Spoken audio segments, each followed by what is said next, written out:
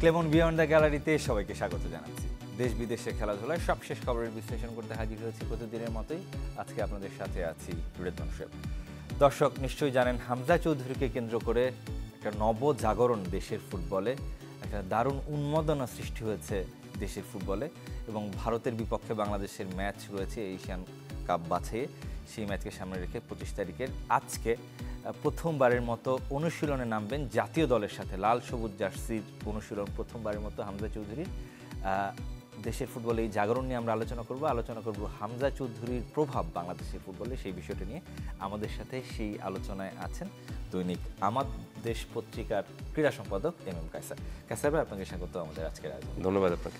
তবে দর্শক, তার আগে জানিয়ে দিতে চাই দেশ বিদেশে খেলাধুলার সবশেষ খবরের শিরোনামগুলো।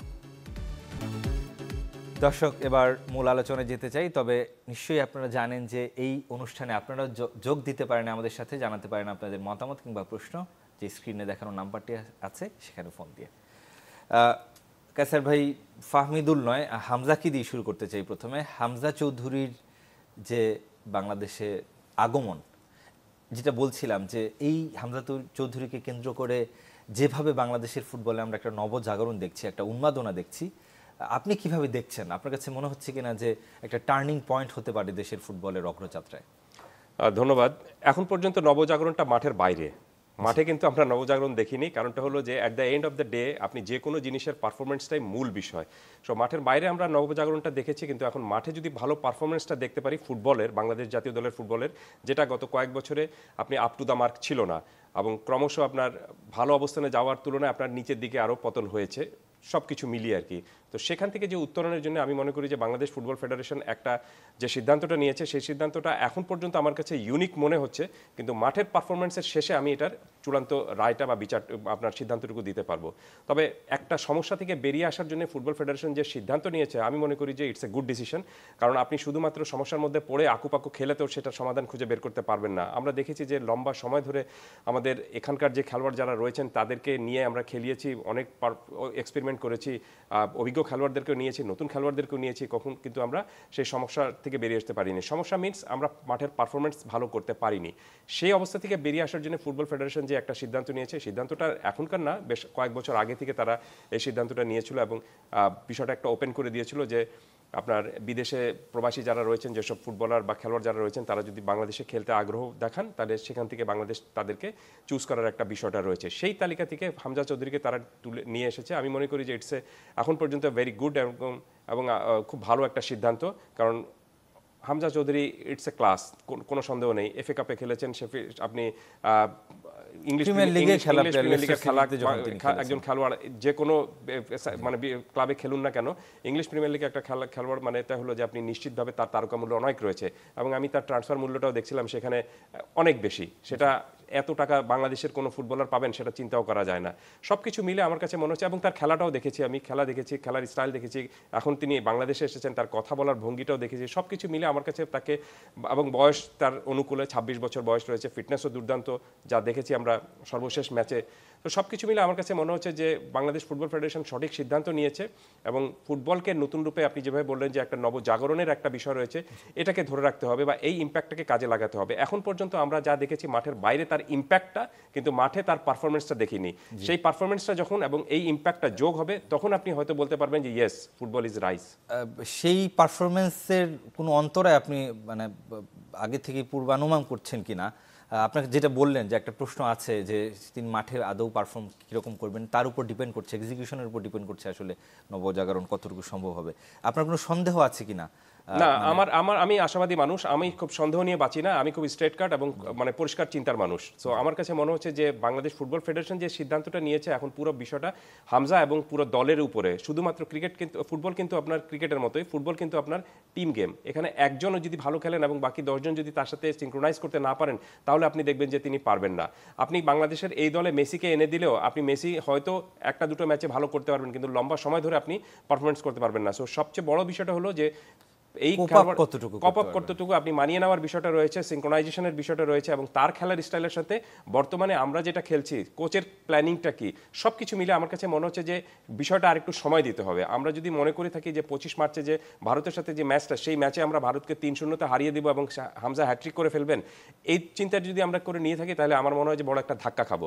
আমাদেরকে এখন একটু লম্বা সময়টুকু দিতে হবে। হামজা যদি আরও 10টা বা 12টা ম্যাচ বাংলাদেশ দলের সঙ্গে খেলেন, তখন তার দলের সঙ্গে তার আপনার অ্যাকোমোডেশনটা কেমন হচ্ছে, দল তাকে কেমনভাবে মানিয়ে নিতে পারছে, তিনি কেমনভাবে মানিয়ে নিতে পারছেন, শুধুমাত্র দলের সঙ্গে না, তিনি এই পরিবেশের সঙ্গে, এই কোচের সঙ্গে, এই আপনার টিম ম্যানেজমেন্টের সঙ্গে, সর্বোপরি বাংলাদেশ ফুটবল ফেডারেশনের সঙ্গে সব কিছুর একটা কিন্তু আপনার বিষয় রয়েছে, বা সেটা প্রশ্ন না, আমি মনে করি যে সেটা একটা পরীক্ষার বিষয় রয়েছে। সেই পরীক্ষায় যদি তিনি সফল হতে পারেন এবং বাংলাদেশ ফুটবল যদি সফল হতে পারে, তাহলে বাংলাদেশ ফুটবল ফেডারেশন যে সিদ্ধান্তটি নিয়েছে সেটা খুবই একটা ইউনিক এবং উজ্জ্বল একটা সিদ্ধান্ত হয়ে থাকবে। জি, কাসের আমাদের সাথে একজন দর্শক আছেন, দর্শক নাম পরিচয় জানিয়ে আপনার মতামত কিংবা প্রশ্ন করবেন। হ্যালো, আসসালামু আলাইকুম। আমি ঢাকা থেকে সাকিব বলছিলাম। ওয়ালাইকুম আসসালাম সাকিব। জি, আমার প্রশ্নটা হচ্ছে কুইন সুলিভান এবং কাবাং সুলিভানের বাংলাদেশে খেলার সম্ভাবনা কতটুকু, এবং আমরা এখন থেকে 2030 সালের বিশ্বকাপে টার্গেট করলে পরিকল্পনা সাজাতে পারি কিনা? মানে বিশ্বকাপে আপনার প্রথম কথাটুকু একটু বুঝতে পারিনি। কুইন এবং কাবাং সুলিভানের বাংলাদেশে খেলার সম্ভাবনা কতটুকু?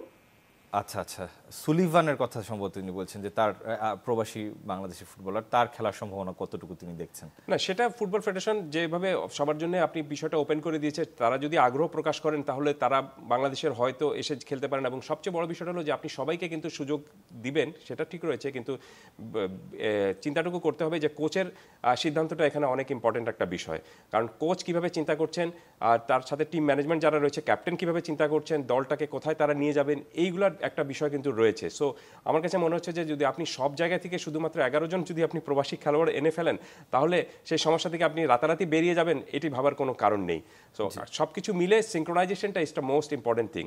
আর আমি 2030 বিশ্বকাপকে সামনে রেখে কোনো পরিকল্পনা বাংলাদেশের আছে কিনা কিংবা নেবে কিনা বাংলাদেশ ফুটবল দল? আমি মনে করি যে বিশ্বকাপের আগে আপনি তার আগের যে ধাপগুলো রয়েছে সেই পরিকল্পনাগুলো নেওয়া উচিত। সাফে আপনাকে কন্টিনিউশন পারফরমেন্সে থাকতে হবে। আপনি এশিয়ান চ্যাম্পিয়নশিপে, যেটা এখন বাংলাদেশ খেলতে যাচ্ছে বাছাই পর্ব, সেখানে ভালো পারফরমেন্স করতে হবে।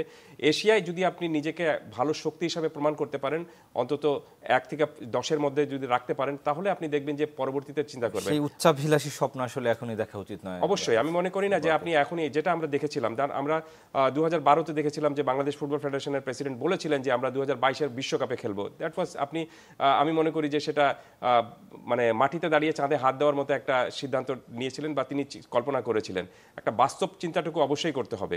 সো বাস্তব চিন্তাটুকু যদি আপনি না করে রাতারাতি যদি বলেন যে আমরা 5 বছরের মধ্যে বিশ্বকাপ খেলবো, তাহলে আমার মনে হয় যে এটা মানে লজিক্যাল কোনো বিষয় হবে না। সো যুক্তি নির্ভর এবং অবশ্যই বাস্তবতার সঙ্গে নিরিখে রেখেই আপনাকে সিদ্ধান্ত নিতে হবে। জি, হামজা চৌধুরীর যে পজিশন আমরা জানি যে ডিফেন্সিভ মিডফিল্ডে বা ডিএমএ অথবা রাইট উইংয়ে তিনি খেলে থাকেন, এবং বাংলাদেশের খেলার যে ধরন সাধারণত ডিফেন্সিভ কাউন্টার অ্যাটাক নির্ভর দল করে থাকে, সেই জায়গাটা থেকে আমাদের তো একটা দুর্বলতা আছেই ফিনিশিংয়ের। আপনার কাছে কি মনে হয় তার ইনক্লুশনটা দলের, আমি যদি টেকনিক্যাল বিষয়টা নিয়ে কথা বলি, যে দলের সেক্ষেত্রে দলের উপকারটা কিভাবে পেতে পারে দল তার কাছ থেকে? এটাই আমি মনে করি যে এখন তিনি খুব কম সময়টুকু পাচ্ছেন। আপনি দেখবেন যে 25 তারিখে ম্যাচ এবং আজকে প্র্যাকটিসটা শুরু করেছেন, খুব সম্ভবত 4টা বা 5টা সেশন তিনি পাবেন, 4টা 5টাও পাবেন না। কারণটা হলো যে তাকে 23 তারিখে হয়তো চলে যেতে হবে। তো সবকিছু মিলে আমার কাছে মনে হচ্ছে যে কালকেই বাংলাদেশ দলের কালকে চলে যাচ্ছে বাংলাদেশ দল, ওখানে গিয়ে হয়তো 1-2টা প্র্যাকটিস সেশন বাংলাদেশ করতে পারবে। সো খুবই মানে আপনি কম সময়, কোচ তাকে নিয়ে কোন জায়গায় খেলাবেন, কি প্ল্যান করছেন, তাকে নতুন জায়গায় যদি তিনি খেলাতে চান তাহলে তার সাথেও কিন্তু নতুন জায়গায় তাকে একটু অ্যাডাপ্টেড হওয়ার বিষয়টা রয়েছে। তিনি ডিফেন্সিভ মিডফিল্ডার হিসেবে খেলেন, আপনি তাকে যদি এখন অ্যাটাকিং মিডফিল্ডার হিসেবে খেলান, একটু উপরের দিকে খেলান, তার কাছ থেকে গোল আশা করেন, তখন হয়তো তার মধ্যে তিনি সেটার সাথে কপ করতে পারবেন কিনা, দল তার সাথে কপ করতে পারবে কিনা, এগুলো অনেক কিন্তু জটিল বিষয় রয়েছে। রাতারাতি আপনি যে কোনো একজন ফুটবলারের আপনি পজিশন চেঞ্জ করে দিয়ে তাকে যদি বলেন যে তার কাছ থেকে আপনি সাফল্য আশা করছেন বা পারফরমেন্স আশা করছেন, সেটাও খুব টাফ হবে। সো তার কাছ থেকে আমি মনে করি যে এটাই একটা লুপহোলস বাংলাদেশ দলের জন্য, যে তিনি খুব কম সময় পাচ্ছেন বাংলাদেশ এই দলের সাথে আপনার সিঙ্ক্রোনাইজড হওয়ার জন্য। এটা যদি আরেকটু বেশি সময় ধরে পেতেন, যে কাজটুকু আমরা করেছি, তিনি এসেছেন মাত্র 2 দিন আগে, সেটাই যদি আপনি 1 মাস আগে হতো, তাহলে আমার কাছে মনে হচ্ছে যে পুরো জিনিসটা দেখবেন যে আরেকটা সুন্দর একটা শেপ আপটা খুব সুন্দর নিত আর কি। ওয়েল, এখন যেহেতু আমরা সেটা নিতে পারিনি, এখন বিষয়টা হবে যে তাকে রাতারাতি আপনি পজিশন চেঞ্জ করে খেলালেও আমার মনে হয় না যে বড় কোনো জিনিস আপনি সাফল্যটুকু আশা করতে পারেন। তারপরে মনে রাখতে হবে যে কোচের নিশ্চয়ই একটা প্ল্যান রয়েছে, তাকে কেন্দ্র করে কোচের আজকে প্র্যাকটিস সেশন দেখলে বোঝা যাবে হয়তো যে বা আরও 2-1 দিনের মধ্যে যে কোচ তাকে নিয়ে কী চিন্তাটা করছেন। কোচের চিন্তাটা এখানে মোস্ট ইম্পর্টেন্ট থিং, এবং কোচ ইজ দ্য বস। ফুটবলে আপনাকে এই জিনিসটা মানতে হবে, তিনি প্ল্যান করবেন এবং যে খেলোয়াড়কে যে জায়গার জন্য তিনি প্ল্যান করছেন তাকে সেখানে অ্যাকোমোডেট হতেই হবে।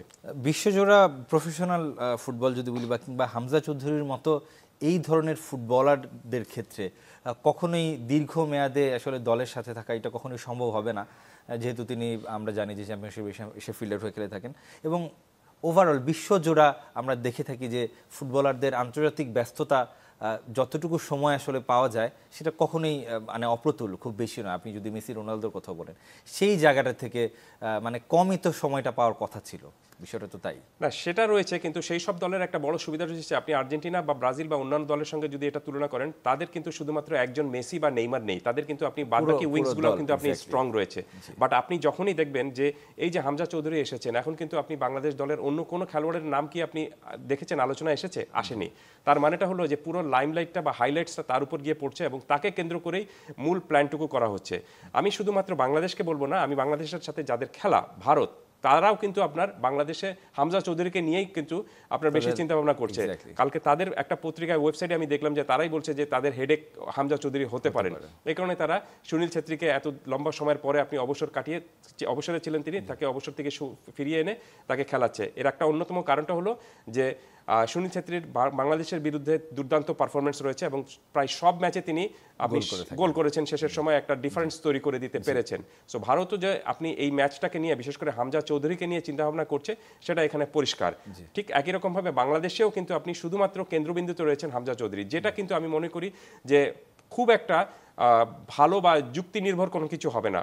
কারণ এখানে আপনি কোনো কারণে হামজা চৌধুরী যদি পারফর্ম করতে না পারেন, পুরো দলের মধ্যে এক ধরনের কিন্তু আপনার ডিপ্রেশন চলে আসবে। এবং সেই সুযোগটা অন্যান্য ফুটবলার কিন্তু নিতে পারেন সিলেবাসে, যেহেতু এই মুহূর্তে সিলেবাসের একটা বড় অংশ জুড়ে হামজা চৌধুরী রয়েছেন। আমাদের সাথে একজন দর্শক আছেন, নাম পরিচয় জানিয়ে দর্শক মতামত কিংবা প্রশ্ন করবেন।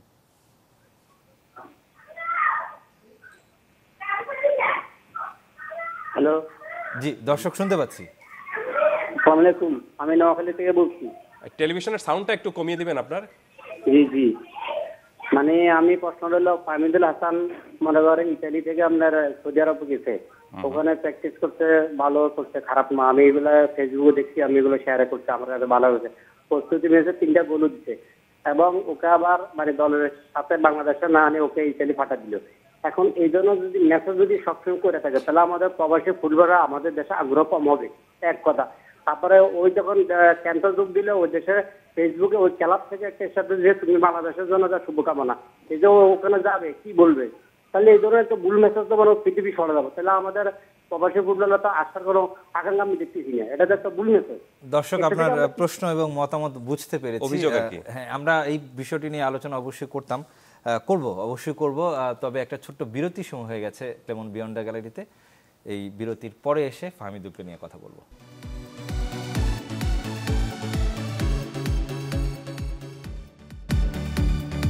দর্শক ফিল্ম ক্লেমন বিয়ন্ড দ্য গ্যালারিতে আমরা আলোচনা করছি হামজা চৌধুরীকে কেন্দ্র করে দেশের ফুটবলের উন্মাদনা নিয়ে। তবে তার মাঝে আরও একটি নাম আমরা গতকাল থেকেই শুনছি, ইভেন যখন সৌদি আরবে দল ছিল সেই সময় থেকে আসলে ফাহমিদুলের নামটাও চলে আসছে হামজা চৌধুরীর সাথে। ফাহমিদুল তিনি সৌদি আরব থেকে সরাসরি ইতালি চলে গেছেন, বাংলাদেশে তার আসার সুযোগ হয়নি এবং এটা নিয়ে এক ধরনের সংকট তৈরি হয়েছে যে ফাহমিদুল হককে দলে ফেরানোর ব্যাপারে কিংবা মানে ঠিক সুনির্দিষ্ট কি কারণে তাকে বাদ দেয়া হলো শেষ পর্যন্ত সেটা জানতে চায় ফুটবল প্রেমীরা। এবং আমরা দেখলাম যে একটা বিক্ষোভ গতকাল এবং সেটা আজ অব্যাহত থাকবে। এই ধরনের পরিস্থিতিতে আপনার কাছে কি মনে হয় বিএফএফ এর ট্যাকেলটা কিভাবে দেওয়া উচিত এবং কোচ আসলে কি ভাবছে এই বিষয়টা নিয়ে? না, কোচ ফাহমিদুলের ব্যাপারটা খুব স্পষ্ট করে দিয়েছেন, তাকে কেন তিনি ফিরিয়ে দিয়েছেন এবং কেন তাকে তার দলের সঙ্গে রাখেননি সেই ব্যাখ্যাটা তিনি স্পষ্টভাবে দিয়েছেন। কিন্তু এখন যে অভিযোগটা এসেছে সেই অভিযোগের জবাবটাও কিন্তু আমরা আশা করছি যে ফুটবল ফেডারেশন দিবে, কারণ ফুটবল ফেডারেশন এখানে মেইন স্টেক হোল্ডার, তারাই এই সিদ্ধান্তটা নিয়েছে, কোচ সিদ্ধান্তটা নিয়েছেন এবং ফুটবল ফেডারেশন সেটা মেনে নিয়েছে। তাহলে যে অভিযোগটা উঠেছে সেই অভিযোগের ব্যাখ্যাটা ফুটবল ফেডারেশনকে দিতে হবে। আমরা যদি বাইরে থেকে স্পেকুলেশন করি এরকমভাবে যে এই কারণে হয়তো তাকে নেওয়া হয়নি, আপনি লোকাল প্লেয়াররা বঞ্চিত হবে, এই কারণে আমরা প্রবাসী খেলোয়াড়দের কারণে আই ডোন্ট থিঙ্ক সো। বা আমি মনে করি না যে এই ধরনের কোনো এত ন্যারো একটা চিন্তা কোচ অন্তত করে থাকবেন। কোচ যে চিন্তাটা করেছেন সেটা হয়তো তিনি বৃহত্তর দৃষ্টি থেকে দেখে করেছেন। আমরা কি ফাহমিদুলের খেলা দেখেছি? দেখিনি। দেখেছেন কিন্তু আপনি কোচ, সিদ্ধান্ত কিন্তু তিনিই নেবেন, প্ল্যান তিনি করবেন। তিনি যদি ব্যর্থ হন তাহলে তাকে কিন্তু দায়ী করা হবে, তারকে কিন্তু কোশ্চেন করা হবে, আমাকে বা আপনাকে না। সো সাফল্য যদি তিনি পান তাহলে সেই কৃতিত্বও তার। সো তিনি একটা সিদ্ধান্ত নিয়েছেন, নিশ্চিতভাবে আমি মনে করি যে তিনি অনেক চিন্তাভাবনা করেই সিদ্ধান্তটা নিয়েছেন। সো তার সিদ্ধান্তের উপর আমাদের আস্থাটুকু রাখতে হবে। কোনো প্রভাব আছে কিনা তার এই সিদ্ধান্তে আপনার কাছে মনে হয় কিনা? সিন্ডিকেটের কথা বারবার উঠে আসছে যে সিনিয়র ফুটবলার যারা আছেন দলের কিংবা বিএফএফ এর কর্মকর্তারাও জড়িত আছেন কিনা, এই ধরনের কোনো আপনার কাছে মনে হয় কিনা যে কোনো প্রেশার ছিল কোচের? আমি আবার এই প্রশ্নের উত্তরে একটু ডিফেন্স লাইনে ফিরে যাচ্ছি। সেটি হলো যে এই ব্যাখ্যাটাও দেওয়া উচিত ফুটবল ফেডারেশনের, কারণ অভিযোগটা তাদের উপর এসেছে, তাহলে ব্যাখ্যাটাও নিশ্চিতভাবে তারা দিবে। কিন্তু বাইরে থেকে ধরেন আমি একটা কথা বললাম, আপনি একটা কথা বললেন, ফেসবুকে আরেকজন একটা কথা বললেন, বিক্ষোভ যারা করছেন তারা এক ধরনের কথাবার্তা বললেন, আপনি দেখবেন এটার মধ্য থেকে আপনি সমাধান কোনো মতেই পাবেন না। সো সমস্যাটা যেহেতু তৈরি হয়েছে বা একটা অভিযোগ যেহেতু উঠেছে, একটা মনে হচ্ছে যে এই সমস্যার সমাধান করা উচিত, তাহলে ফুটবল ফেডারেশনের তো আপনার উইংস রয়েছে, আপনার মিডিয়া উইংস রয়েছে, আপনার ম্যানেজার রয়েছেন, তারা একটা ব্যাখ্যাটুকু দিতে পারেন। নট নেসেসারি যে এখানে আপনি কোচ এই ব্যাখ্যাটুকু দিবেন, কারণ কোচ এটার তো আপনার পার্ট না, আপনি ফুটবল ফেডারেশন এটার একটা পার্ট। তাহলে ফুটবল ফেডারেশনের মিডিয়া কমিটি আমি মনে করি যে এটার কাছ থেকে একটা ভালো ব্যাখ্যা বা পরিষ্কার একটা ব্যাখ্যা আসা উচিত ছিল। জি কাসের ভাই, আমরা আসলে আলোচনা করছিলাম এই অনুষ্ঠান শুরুর আগেই যে ফুটবলে কোচের একটা বড় ভূমিকা থাকে, তার সর্বে একটা অবস্থান থাকে, তার সিদ্ধান্ত গ্রহণের ক্ষেত্রে বা কোনো নির্দেশনা দেওয়ার ক্ষেত্রে চেইন অফ কমান্ড থাকে তার। সেই জায়গাটা থেকে কোচ যতই ভালো হোক না কেন, ফুটবলার হোক না কেন, তিনি কোচ যদি এই ধরনের কোনো সিদ্ধান্ত নিয়ে থাকেন, সেক্ষেত্রে সেই সিদ্ধান্তকে সম্মান জানানোরও তো একটা বিষয় আছে। অফকোর্স, অবশ্যই কোচ ইজ দ্য বস, আপনাকে তাকে মানতেই হবে। কারণটা হলো যে তিনি প্ল্যান করেন এবং তিনি তার বস মানে যে চিন্তা নিয়ে বা যে প্ল্যান নিয়ে তিনি মাঠে সাজান, সেটাকে যদি আপনি এখন মানে খেলা মাঠে নামার আগেই, পারফরমেন্স করার আগেই যদি চ্যালেঞ্জ করেন, তাহলে তিনি একটা আলটিমেট একটা প্রেশারে থাকবেন, আপনি স্বাধীনভাবে তিনি কোনো সিদ্ধান্ত নিতে পারবেন না। আর তার চেয়েও বড় বিষয়টা হলো যে আমি একটা জিনিস বিশ্বাস করি, আপনি 11 জন কিন্তু কোচের কাছে একদম সমানভাবে কোচ তাদেরকে প্রায়োরিটি দিবেন। আপনি নট নেসেসারি যে হামজা চৌধুরী বাংলাদেশ দলে এখন খেলছেন দেখে ড্রেসিং রুমে হামজা চৌধুরীর যে চেয়ারে বসবেন সেই চেয়ারের গদিটা একটু বেশি মোটা হবে, কোনো মতেই না। আপনি তাকে কিন্তু বাদবাকি খেলোয়াড়দেরকে আপনি যেভাবে প্রায়োরিটি দিবেন তাকেও কিন্তু সেরকমভাবে প্রায়োরিটি দিবেন, নইলে আপনি টিমের মধ্যে সিঙ্ক্রোনাইজেশন আনতে পারবেন না। It's simply synchronised. আপনি যদি দলের মধ্যে একটা সংহতি বা একটা সতীর্থদের মধ্যে এক ধরনের সুন্দর সম্প্রীতি তৈরি করতে না পারেন, তাহলে আপনি দেখবেন যে আপনি কখনোই মাঠে সেই ভালো পারফরমেন্স করতে পারবেন না। কোচের এখানে অনেক বড় একটা ভূমিকা রয়েছে। কোচ যে ব্যাখ্যাটা দিবেন বা কোচ যে পুরো খেলোয়াড়দেরকে ট্রিট করবেন, সেই ট্রিটমেন্টের যেন বোঝা না যায় যে আমি একে একটু বেশি প্রায়োরিটি দিচ্ছি আর একে কম দিচ্ছি। তাহলে আপনি দেখবেন যে খেলোয়াড়কে আপনি কম প্রায়োরিটি দিবেন সেই খেলোয়াড় নিজেকে একটু ইনফেরিটিতে ভুগবেন, তিনি ভালোভাবে পারফর্ম করার চেষ্টাটুকু করবেন না। সো এই সিঙ্ক্রোনাইজ এবং এই পুরো মনোবলটা আনার দায়িত্ব কোচের। তো কোচকে এই কারণে আপনাকে অবশ্যই আপনাকে সমর্থন করতে হবে এবং তাকে আপনার সহায়তা দিতে হবে। আমাদের সময় একদম শেষ হয়ে গেছে। একদম অল্প কথায় জানতে চাই, আজকে ক্রীড়া উপদেষ্টার সাথে ফাহমিদুল ইস্যুতে বাফুফের সভাপতির সাথে বসার কথা রয়েছে, এই বিষয়টাকে আপনি কিভাবে? আমি মনে করি যে বিষয়টা এত দূর যাওয়া উচিত হয়নি। আমি মনে করি যে এটা ফুটবল ফেডারেশনের উচিত ছিল যে একটা ব্যাখ্যা দিয়ে পুরো বিষয়টা সমাধান করে দেওয়া। তাহলে আপনার দেখবেন যে আমাদের স্পোর্টসের হাইয়েস্ট বডিকে এই বিষয়ে একটা মানে আপনার সিদ্ধান্ত নেওয়ার জন্য অথবা মানে একটা হয়তো একটা তিনি যে চিন্তাটুকু করছেন সেই চিন্তাটুকু বলার জন্য আপনার ফুটবল ফেডারেশনের কাছে যেতে হতো না।